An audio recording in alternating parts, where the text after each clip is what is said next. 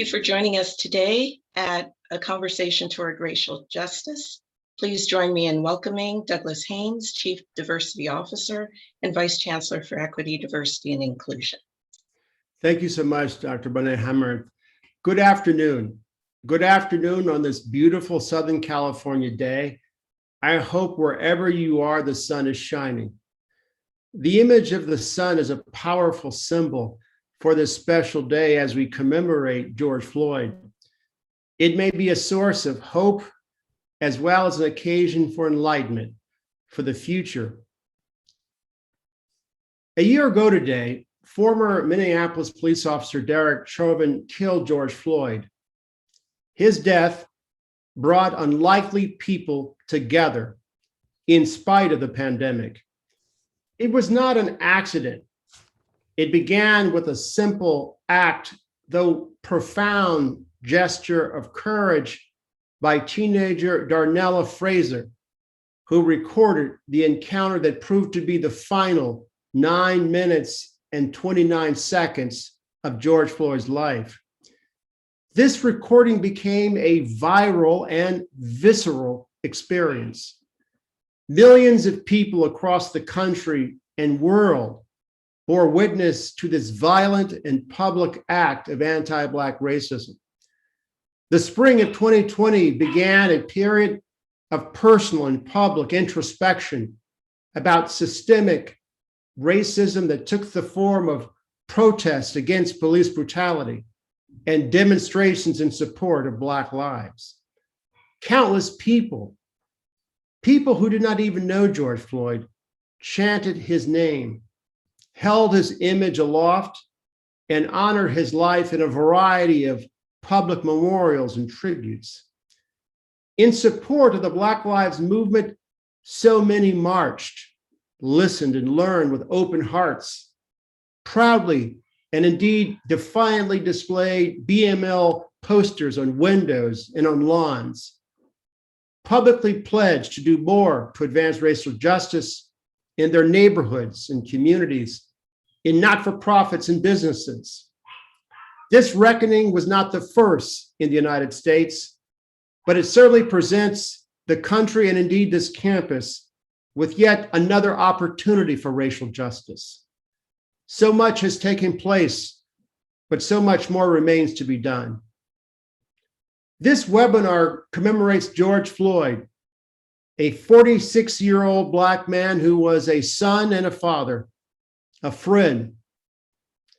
In commemorating George Floyd, our objective is to mobilize the entire university community to engage with racial justice as an imperative, that we don't lose the intensity that's waning across the country.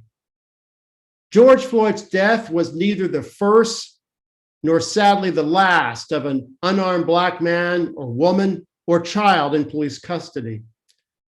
This is true for the Latino community. George Floyd's death, the reckoning it sparked, has served as a powerful lens through which to see and confront the spectrum and indeed the specter of racisms and acts of hate in our society.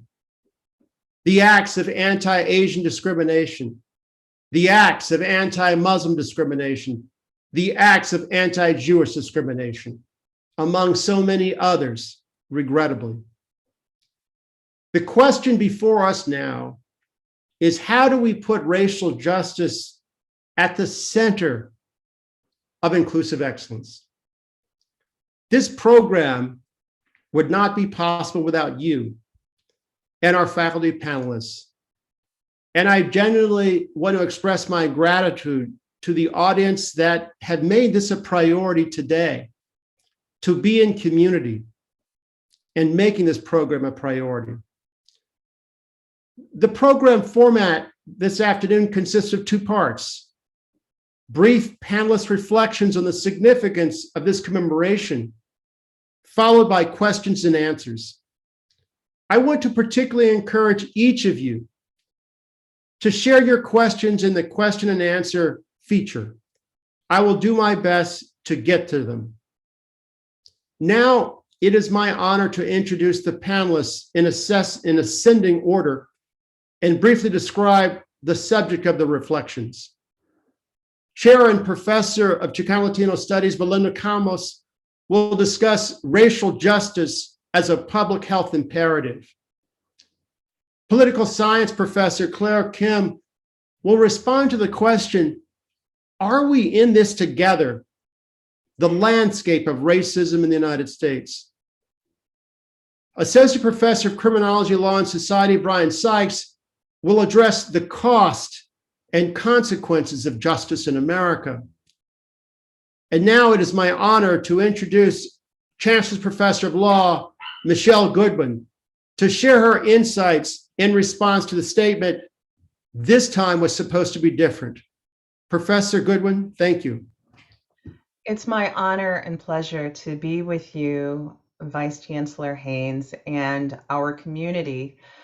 You know, as we think about this time is supposed to be different, we must ask ourselves why we would think that this time should be different. Of course, we want to hold ourselves to the principles of law, our Constitution that equips us and endows us all with equality. But we know that our founding was one in which that was not true for all people. The founding of this nation, it's important to understand just what happened to Indigenous people who were here before us. We know that there was no equality for them. We know that there was no equality for the Africans who were kidnapped and trafficked from the shores of Africa and brought to this country, who became part of the African diaspora, who helped literally to build this nation. And we know that despite what the aspirational accounts were that were written into the Constitution, they lacked the full force of meaning until the 1960s with the 1964 Civil Rights Act and the 1965 Voting Rights Act. We know that there are countless people whose memory of whom, you know, history doesn't record who they are. The people who protested for a right to vote, protested for the ability to be able to be accommodated in local hotels, people who sat at lunch counters, clubbed by whatever people had in their hands against them just because they wanted to receive their food inside of a restaurant rather than outside of it.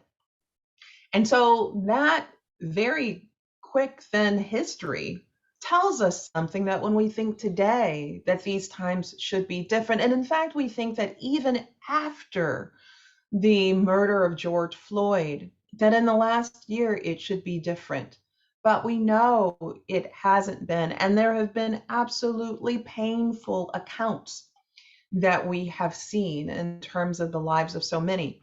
But I want to just take a moment to actually share my screen for a moment, and a case of Barbara Dawson, because so often we exclude women from this conversation, and her death was actually before George Floyd. So let me give a screen share with you, and I'll talk very briefly after it. All right, I'm going to share screen and get started with this. Being forcibly removed from a Florida hospital is calling for a federal investigation. 57-year-old Barbara Dawson was admitted for stomach pain, and she later complained of shortness of breath. Well, she died less than 2 hours after a police officer arrived to remove her from the hospital. Elaine Kahano of our digital network CBSN is here with the encounter captured in a police dash cam audio recording. Elaine, good morning. Good morning. Barbara Dawson was discharged by hospital staff in the early morning hours of December 21st. When she refused to leave her room, they called police, who placed her under arrest for disorderly conduct and trespassing. Either walk out of here peacefully, Oh my God. or I can take you out of here. Barbara Dawson said she was in pain and couldn't breathe, but Officer John Tadlock with the Blountstown Police Department tried to remove her oxygen mask. Let's take this out. You can't take that up. I can. No, you can't. Yes, ma'am. You're not. You have to leave. Dawson arrived by ambulance to Calhoun Liberty Hospital around 8 hours earlier. Angela Donar was with her niece throughout the ordeal. And I said, well, she need her oxygen. No, she don't. She fine. She fine.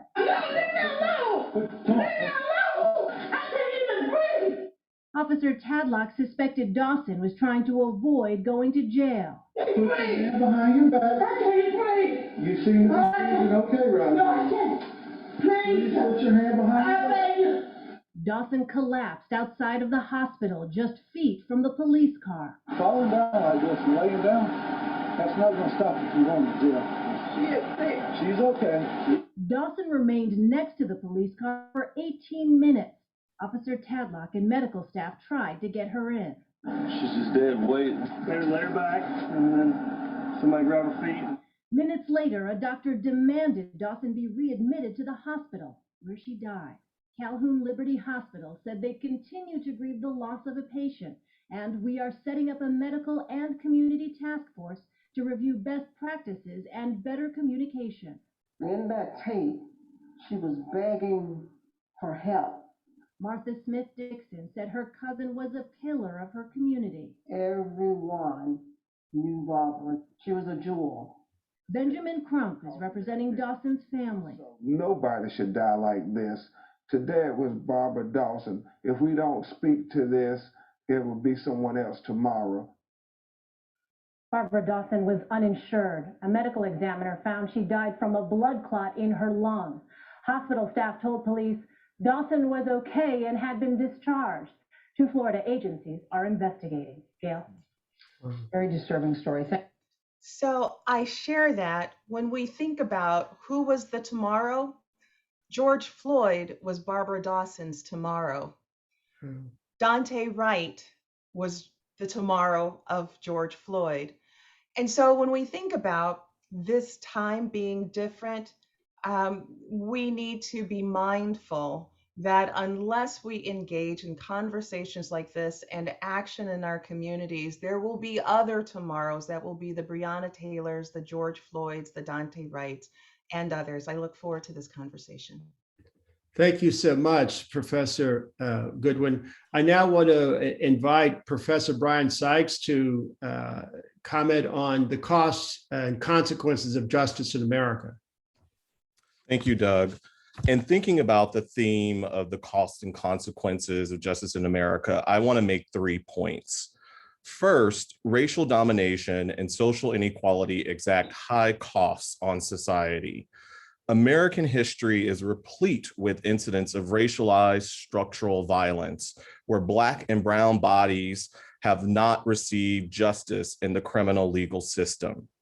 Contemporary research shows that 1 in 1,000 Black men are at risk of being killed by the police, and that Black men are about 2.5 times more likely than white men to be killed by police over the course of their lifetimes.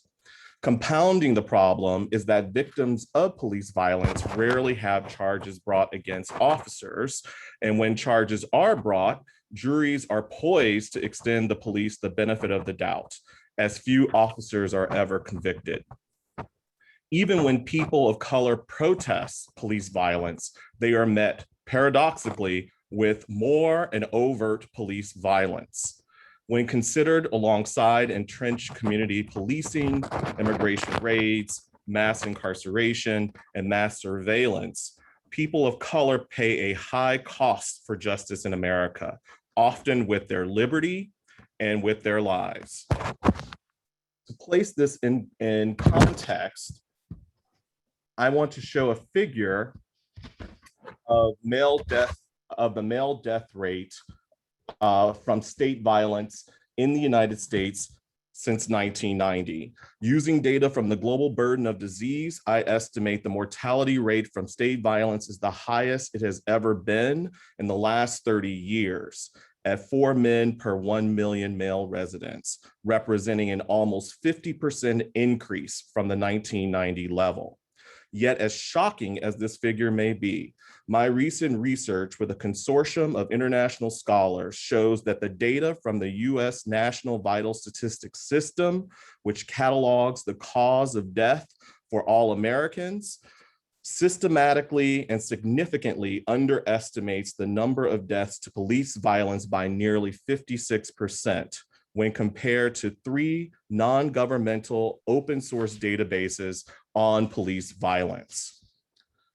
The second point that I'd like to make is that the death of George Floyd has galvanized people around the world in protest of state violence, racism, and oppression, even in places where there is less racial heterogeneity, but where religious and political beliefs, as well as one's sexuality, may mean the difference between life and death. One consequence of failed justice has been a global uprising. And when placed in global context, the United States is not unique or exceptional in its use of state violence against its citizens. As seen here, men in Myanmar or Burma have the highest death rate from state violence in the world at over 206 per million male residents. Developing nations in Africa, the Middle East, and in South America have some of the highest rates of state violence on record. The United States, however, leads Western industrialized nations in the use of state violence against its citizens, ranking 25th globally, surpassing levels of state violence in Syria, China, and Russia, where racial, religious, and political persecution, as well as violence against gays and lesbians, routinely occur at the hands of state agents.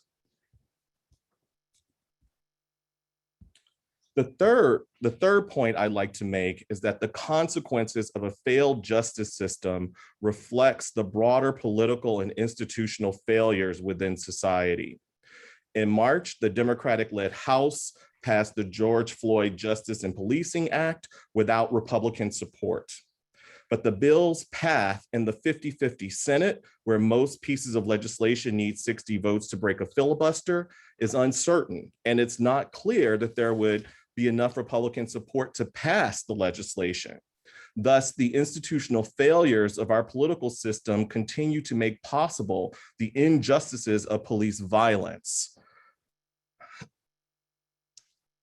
with people of color bearing the unequal consequences of these political and justice system failures.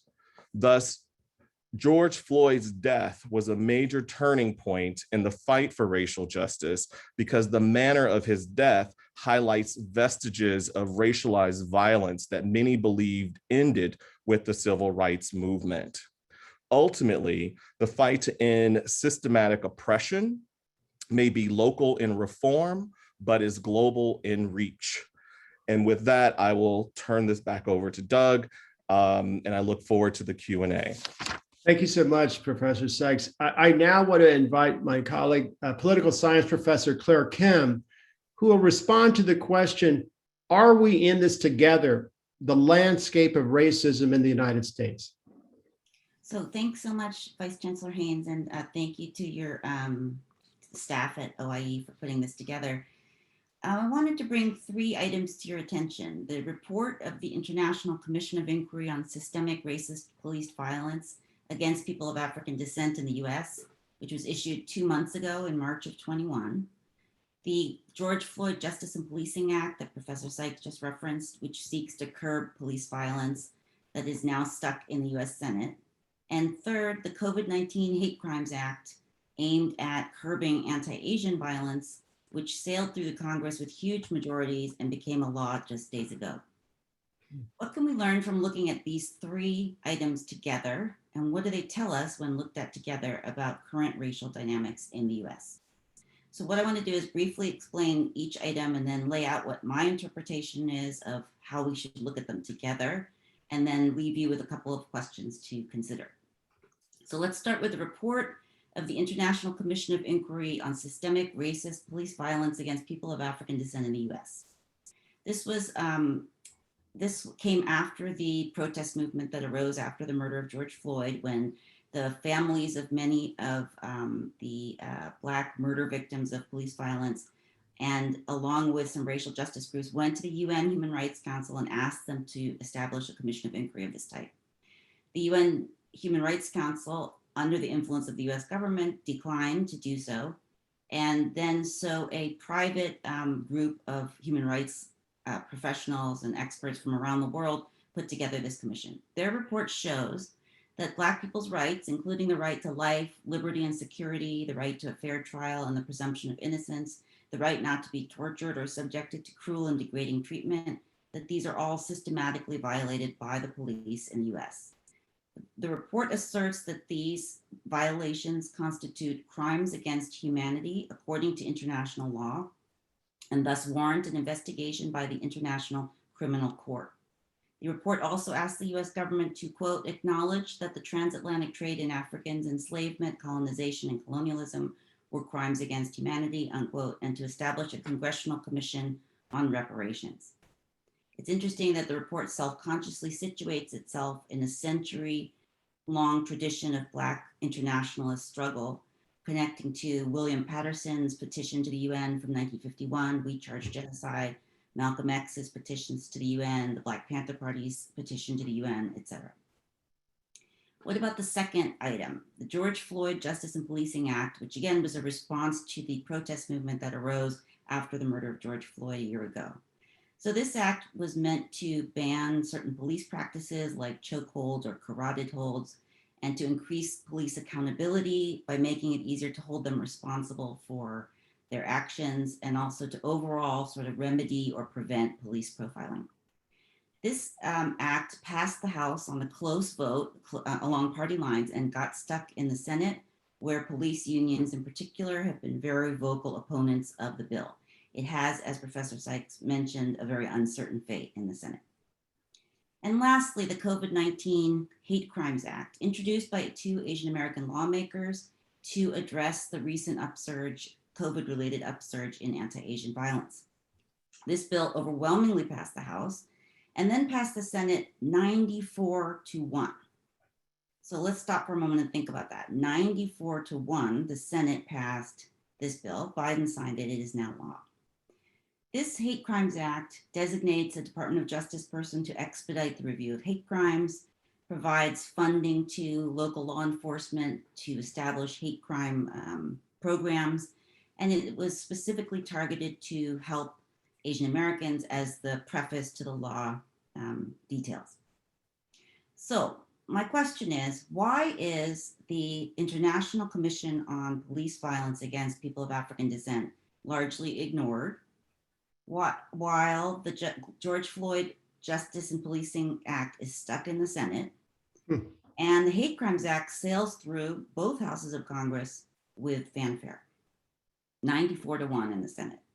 And why was this scenario predictable to students of US history? So in my reading, the COVID-19 Hate Crimes Act passed because it's part of a century-long pattern where whites favor Asian Americans over Black people and grant them concessions in order to reinforce structural anti-Blackness.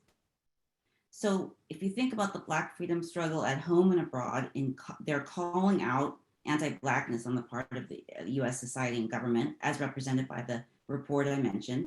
The US state responds, and we can look at other historical examples of this. The US state responds by doing something for Asian Americans, and thus proving, quote unquote, that the state is colorblind. The state also, by passing the Hate Crimes Act, reinforces its differential valuation of the worth of Asian American and Black lives, respectively. We know from statistics collected by the state that Black people are the main target of hate crimes. Even with this upsurge in anti-Asian hate, Black people remain, by many orders of magnitude, the primary target of hate crimes. And yet we don't see that acknowledged right in this hate crimes bill. In addition, the Hate Crimes Act fortifies the carceral state. It provides more funding to law enforcement agencies, and it provides for higher sentences, right? If people are charged with hate crimes, they have higher sentences than if they weren't. So there's a very big ideological institutional payoff for the people who are benefiting from the status quo to pass this kind of act. To sum up in principle what the approach is behind the Hate Crimes Act, I think we could sum it up by saying it's, quote, better Asians than Black people, unquote, or we will allow Asians to approach whiteness if doing so helps us nail down the abjection of Blackness. Keep in mind, the US Congress never passed an anti-lynching law. Over 100 bills were introduced in the US Congress over the decades, but not a single one made it through the Senate. So the US Congress never took a position against lynching, despite the lynching of what Ida B. Wells has estimated at 10,000 Black people lynched in the US. So I want to make the point that this favoritism I'm describing toward Asian Americans isn't just a discursive thing or a verbal thing, for instance, as we talk about with the model minority myth. I'm actually talking about a structural advantage that as not Black people, Asian Americans are allowed certain kinds of social and economic mobility that are denied to most Black people, that is denied to most Black people. So the questions raised by this scenario, I want to leave you with a few questions. Where do Asian Americans stand in relation to policing and the carceral state? Remember that one of the 4 Minneapolis police officers who participated in the murder of George Floyd was a Hmong American, right? And who kept the crowd at bay while his colleagues murdered George Floyd. In the paradigmatic scene where the white officer asked the Black man to assume the position, where is the Asian American in that scenario? And will Asian Americans continue to fight against anti-Asian violence in a way that puts them in direct tension with Black Lives Matter? For example, by the Black Lives Matter movement has been asking for defunding the police and abolishing the prison system, and the Hate Crimes Act, which many Asian Americans supported, goes against those goals directly. Asian Americans are at a crossroads. Which path will they choose? To continue on the path they are on, or to fight for Black liberation, knowing that only when Black people are free will everyone be free? Okay, back to you, Doug. Thank you so much, Professor Kim, for those compelling remarks.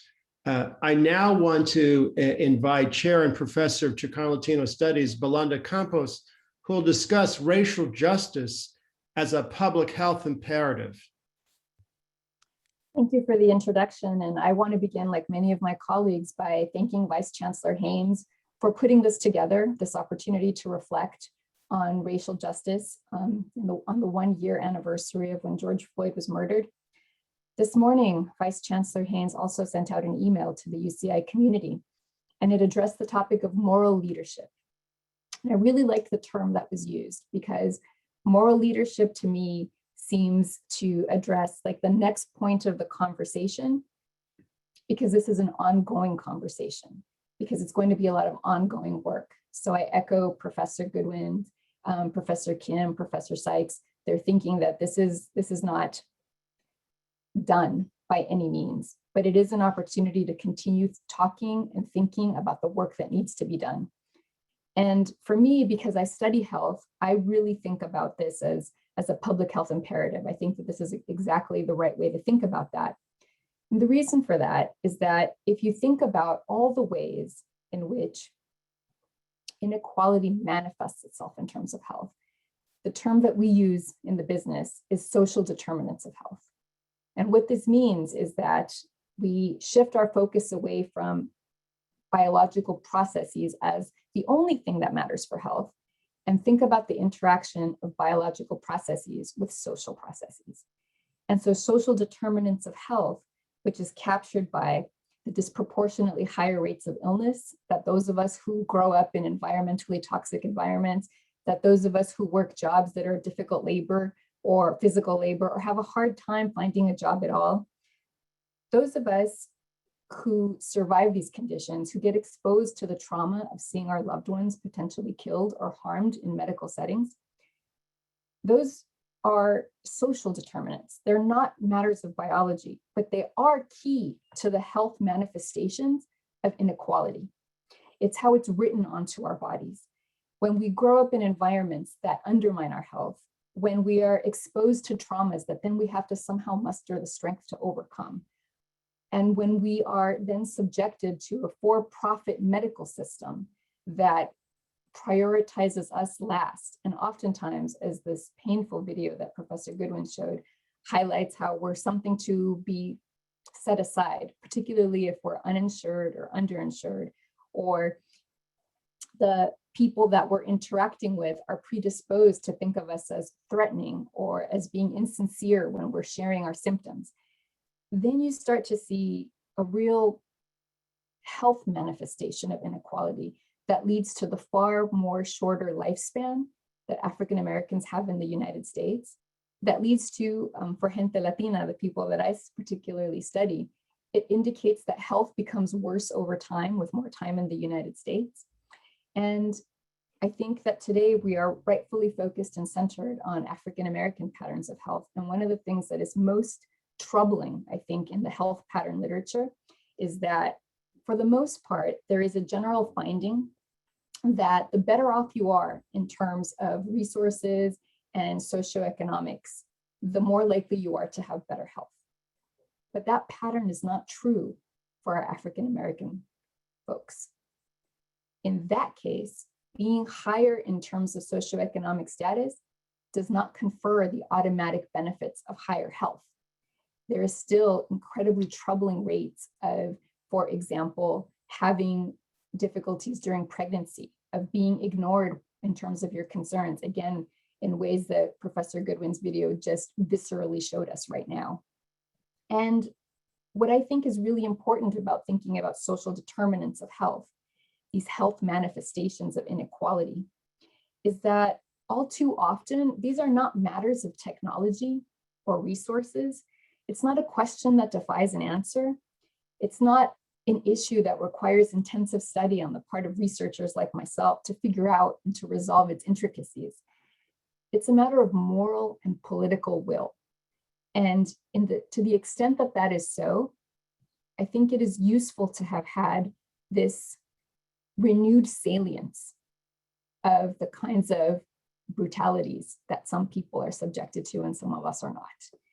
And I think that the events of 2020, George Floyd's death and the protests that came afterwards and the pandemic all around us at the time, I think it's focused the conversation.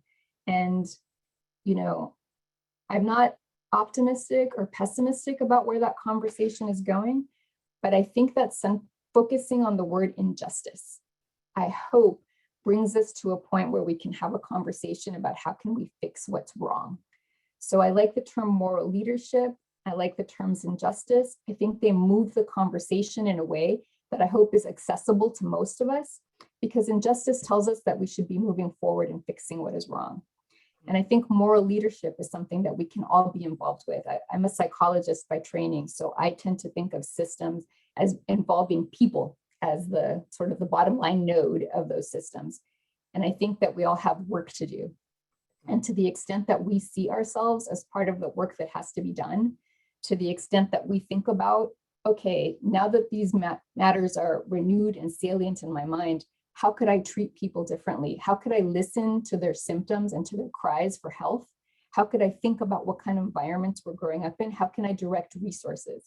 And I think that thinking about individuals within systems, at least for our audience today, who's thinking about, how can I be part of the solution? Again, this isn't going to change tomorrow, and it's not going to change for a long time, perhaps. This is a generational project. But I think that moving in those directions helps us to think about the moral leadership. And I think about, again, as a psychologist, how when one person disagrees, I wish that when we think about George Floyd, that somebody had been there, besides the brave teenager taking the video, that somebody within the power structure had been there to say, hey, this isn't right. Maybe we should do things differently. When I think about when one person disagrees sometimes, it can lead to a change of conversation. And although I am not particularly optimistic about this particular change of conversation, I think the more of us that are in it, and the more of us that understand the patterns, and the more of us that see it as a wrong that needs to be fixed, then I hope that we get closer, little by little, into a place where maybe this conversation is a little bit different, and these videos and these charts that we see are not about today, but about something that was in the past. But I don't know. Thank you so much, Professor Campos. I want to thank all of our panelists for their reflections. I want to invite them to participate in the question and answer so they can turn on their videos. And I also want to extend another heartfelt invitation to all members of the campus community who are joining us please share your questions through the Q&A function. I want to ask a question before I turn to the questions by Diana Shahar and then Professor Tensman. My first question is, are we better equipped now than before COVID to engage in what Professor Campos, I think, rightly pointed out as this justice work? Are we better prepared for moral leadership, for change? Panelists, I'm curious to know, another way of thinking about this, are you optimistic, and if so, why? I'll extend this first to Professor Goodwin. Well, I think that optimism, hope, and joy are part of the power packets that our foreparents and foregrandparents provided to us. I mean, we're confronted with a question that doesn't get asked in the United States, but I think it's long overdue, which is, what is it that a mother says the night before her child is about to be sold off that keeps her child whole, that reminds her child that yes, she is human no matter what people will tell her, to keep her heart engaged, to be committed to a promise of something that is yet to be delivered in this nation, to hold out hope, to never lose sight of joy, and to stay mentally and physically engaged in such a way that one will be able to survive under the most arduous of circumstances. It is actually amazing. Black people have survived the hundreds of years of being labeled as non-people, as chattel, as people who were explicitly expendable in culture, society, and law. And so when you ask about hope and optimism, it reminds me of a kind of civil rights, old Black saying of never let anyone steal your joy. I wonder what was that magic ingredient that was kind of passed along that in fact would keep people hopeful. So I think that that is critically important for these times, and I'll yield to my colleagues to address the other end of your question. But I think that hope and joy are fundamental to resilience and also to resistance.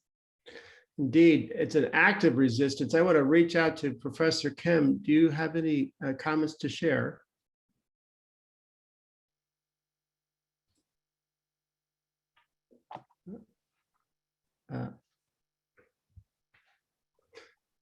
Sorry about that. I would want to echo Professor Goodwin's earlier comments about the time frame that we're using to look at these issues, because I tend to think of things in terms of 400 years of enslavement in what is now the US, and that dialectical struggle between the Black freedom struggle on the one hand and a white supremacist anti-Black order on the other, and how that unfolds over very, very long historical arcs. So I think it's not necessarily a productive question to ask, have things gotten better, or are we prepared because of COVID?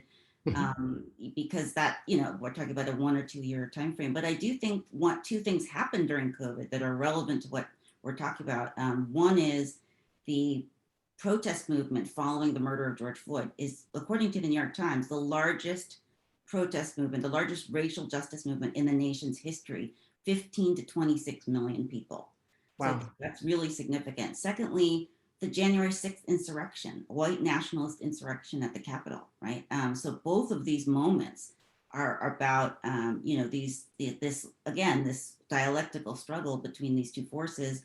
And one of the things I wanted to do in my comments is raise, where do Asian Americans and, by extension, other groups fit in? But I also would want to say COVID ravaged communities like Black communities, Indigenous communities, Pacific Islander communities, Latinx communities, more than white and Asian communities, but it really did ravage those communities. So are we better equipped now than before COVID?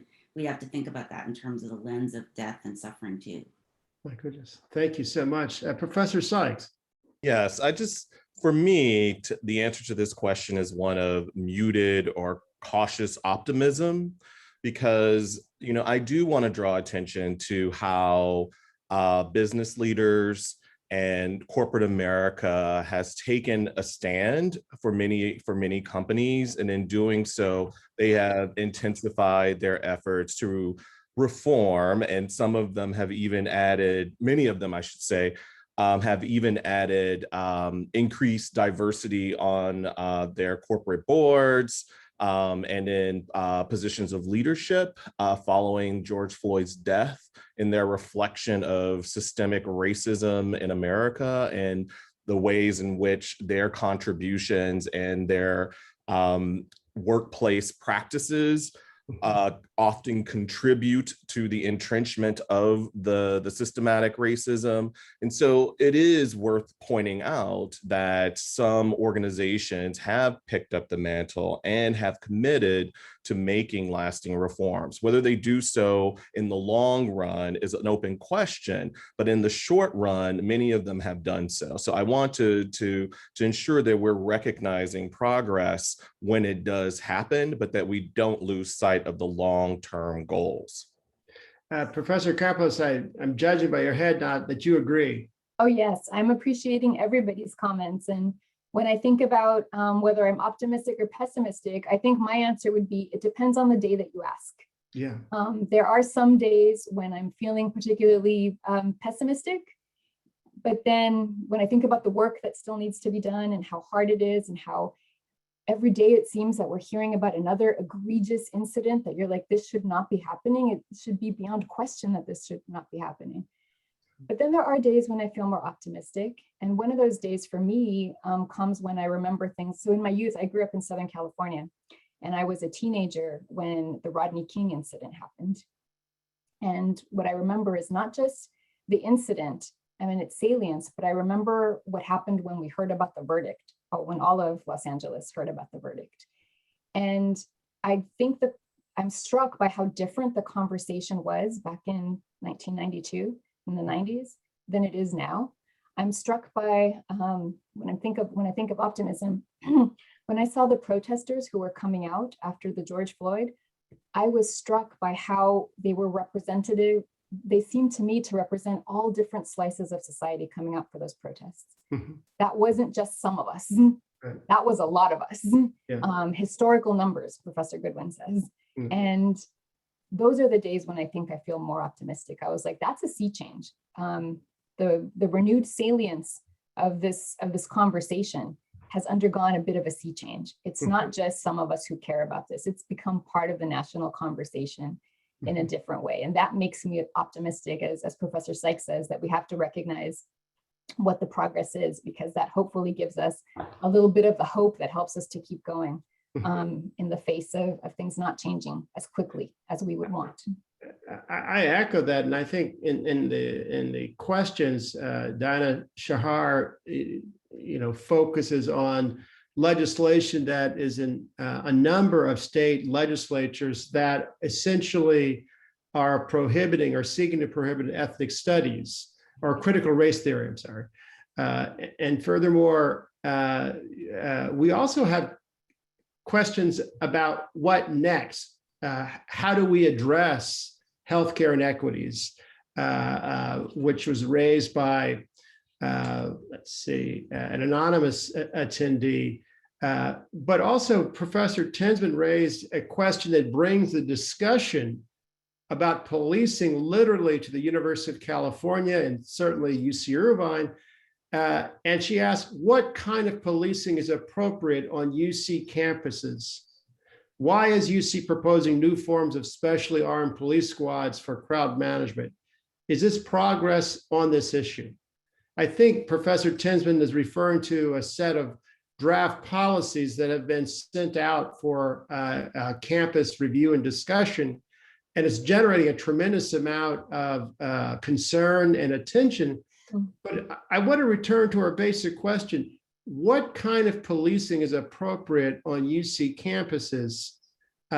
Because that's something our current campus is confronting as part of the Public Safety Advisory Committee's report and recommendations for change. What is appropriate? Professor Goodwin?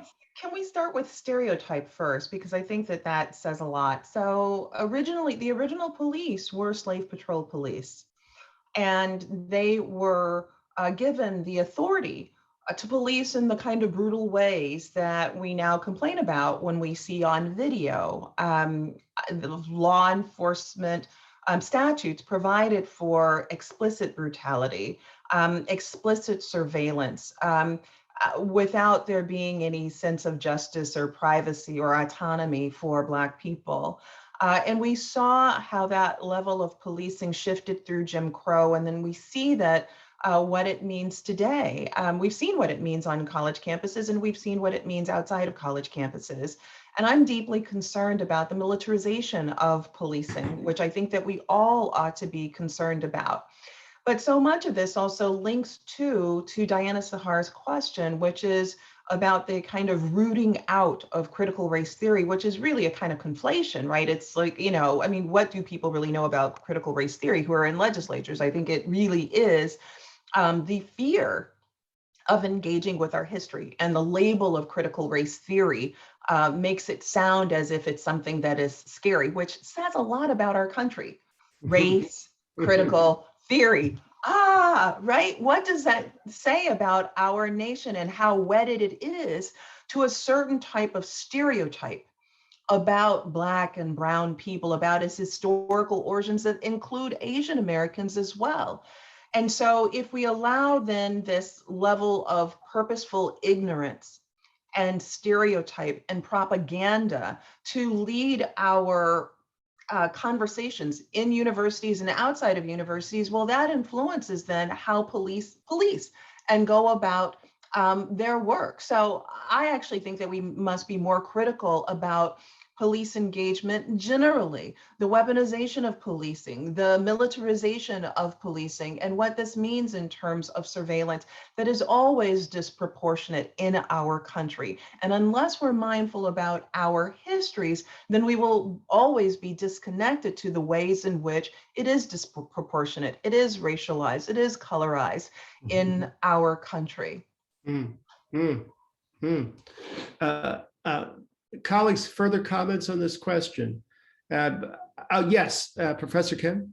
So I wanted to briefly comment on both questions. The first of what kind of police we should have. Well, having sat on a committee some years ago reviewing the UCI police behavior toward Black students, Black faculty, Black residents of Uni Hills, there are a lot of very serious concerns raised there, and there's nothing, it's not a specific slam against UCI PD. It's really about the function that the police play in policing a racial capitalist society. And as Dr. Goodwin says, it's about going back to the slave patrols and that whole history.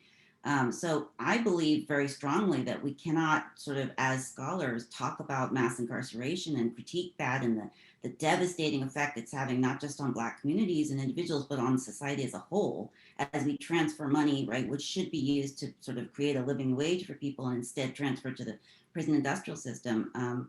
So we can't do that kind of critique and then say it's fine for UCIPD to continue its practices on campus. So I very strongly support the Black Student Union's proposal that we not have police on campus, that we come up with other means of addressing conflicts or tensions that arise. That's on the first comment. But the second one, I'm so glad Diana brought this up about the state level activities about critical race theory and the attempt to ban that. I really see this as like another step in this very long GOP strategy of sort of deriding intellectuals, right, the intellectual class, and making us sound like we're elites who really are only concerned about helping rich people get richer, which I think that for some of us that's true, for some of us that's the opposite of true. But I think it's part of the authoritarian playbook. If we are talking about ourselves sliding toward the demise of democracy, toward a proto-fascist state, it's part of that playbook to say the intellectuals can't be trusted and we have to destroy them. And I think this is an incredibly important issue to take a stand on. One of the reasons it's hard to mobilize people around it is the people who need critical race theory education, they haven't gotten it yet, so they don't realize they need it, right? So it's very difficult to mobilize people, right, to defend something they're not sure that they even need or they don't know that they need. Wow. Colleagues, we're about 10 more minutes before our scheduled conclusion, and I want to be sure to acknowledge at least several more questions and comments in the Q&A box. I want to draw your attention to Professor Charis Kubrin, who writes, among all the reforms being proposed today, which seem the most promising for creating real change? And I guess that would require some specificity. What aspect of society, what type of reform?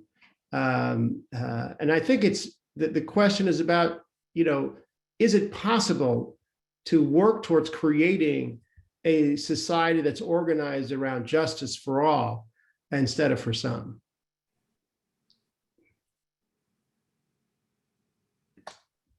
I'll take a quick shot at that and then turn over to my colleagues, which is that, a key is not just law, right? But it's enforcement. So when I've been on the ground in parts of India, South Africa, et cetera, and I'm working on issues involving, let's say, sex trafficking and girls or underage marriage, inevitably I'm told by legislators, we have laws against that. And I will say, I have just come from Bihar. I have just come from a space where a 7-year-old girl is getting married off. I have just seen a 15-year-old being married off for the second time because the first husband just died.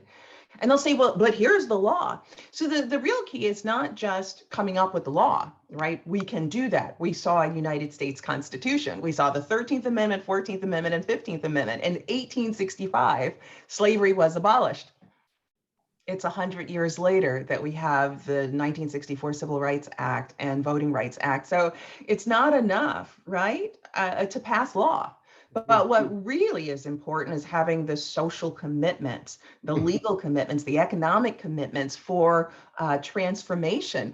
And this is where Diana Sahara's question is so important. If we can't even just teach about our history, what hope is there for passing any number of laws when we're resistant and saying, I don't want to hear it. I don't want to hear about what happened to Asian Americans. I don't want to hear about what happened to Indigenous people. I don't want to learn about what happened to Black people. Professor Sykes?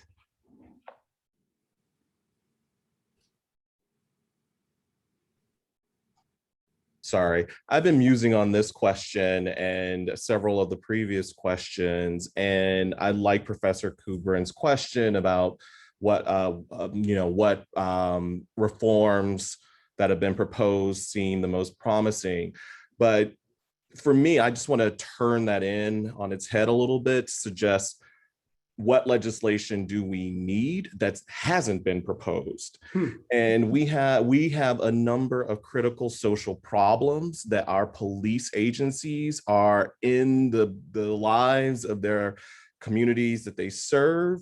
And so we need to get them out of people's lives. We need to stop policing poverty, and we need to seriously deal with wage inequality and other forms of inequality in America instead of simply using the blunt instrument of punishment and police to solve our major social and economic problems like homelessness, like poverty, like mental health care. We need major social legislation on those issues, and that will free up the police from having to respond to those sorts of issues in communities that then place people of color and people of lower economic means at risk of police violence. And so for me, it's not about what has been proposed that's the best, it's about what do we need that is not being proposed. Wow. Yes, Professor Campos? I really appreciate these answers to this question. And I'm thinking of this really influential work by psychologist Jen Reichson over at Yale.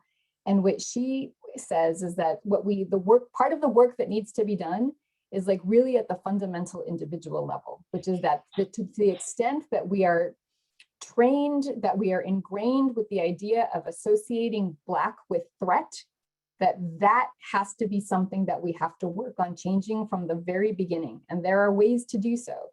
And while we're waiting for the ways to do so, to be able to do things that, as Professor Sykes was saying, can get out of people's way so that we are not necessarily put in positions where we're making split-second decisions based on these automatic prejudices that people have, that could be part of the solution. But I think her influential work that suggests that no legislation is going to be helpful enough while we continue to associate some of us with threat and with scariness. And this is exactly the kind of thing that makes us ignore somebody's health concerns in the hospital setting. How can they be threatening in the hospital setting? And so I think just as we wrap up, I think that's a really important thing that everybody needs to address at every level, because the data are very clear that whether we think we're part of the solution or we don't think that we're part of the solution, we don't care that we're part of the solution, these associations are so pervasive that they form a real impediment to being able to have laws or, Professor Goodwin's example of, there's a law for that, is I think a really compelling one. It has to be inside at the K through 12 level. And so I think that pushing against the pushback for ethnic studies, for critical race theory is part of that conversation. We have to encourage at the individual level greater reflection on how we and our minds can be different in order to really begin to envision this different thinking about policing and the different programs that are needed, and whether we support things like wage equality and being able to have a living wage. I think that would make a big difference. I want to thank all of our panelists, Professor Campos, Professor Goodwin, Professor Sykes, and Professor Kim, for their reflections on the significance of this commemoration of George Floyd and the wider significance of racial justice and where we are today as a society. I think it's fair to say that at first sight, it's overwhelming to grapple with racial justice because it's something that we haven't fully realized in this country, certainly since the beginning of this American experiment in democracy. But I think the hope that I referred you to at the beginning of this event, when I talked about hoping that the sun was shining wherever you are, that hope is based on enlightenment. And we're at an institution that is dedicated to mobilizing research, teaching, and service to advance inclusive excellence. We can change so much by starting where we are today, here at UCI. And so I want to ask you to consider three things. One, I want you to think about inclusive excellence and why it matters to you. Inclusive excellence is about all of us. We represent a broad range of intersectional identities. Celebrating, recognizing the diversity of our campus benefits everyone. Expecting equity for other people as well as ourselves strengthen our sense of community. It's not enough to work, learn, and think in a diverse environment. We actually have to build capacity for inclusion. We lose so much when we're disconnected. I want to draw your attention to two other things that really get at what we can do today, that we don't have to wait, that there are no costs. It's free. The first is I announced the call for proposals for confronting extremism. Building community by confronting extremism. The deadline for submitting for both faculty as well as student-facing resource centers is June 4th. Please consult our website to learn about this. This is a vehicle for getting at the contradictions that we all know exist, and then focusing our attention to work together to build community. And third, and certainly not least, I want to bring your attention to the UCI Black Thriving Initiative. We launched this in the aftermath of George Floyd's brutal death. We know that the movement that was mobilized in its wake raised awareness to systemic racism in many ways in our country and society. It also inspired this campus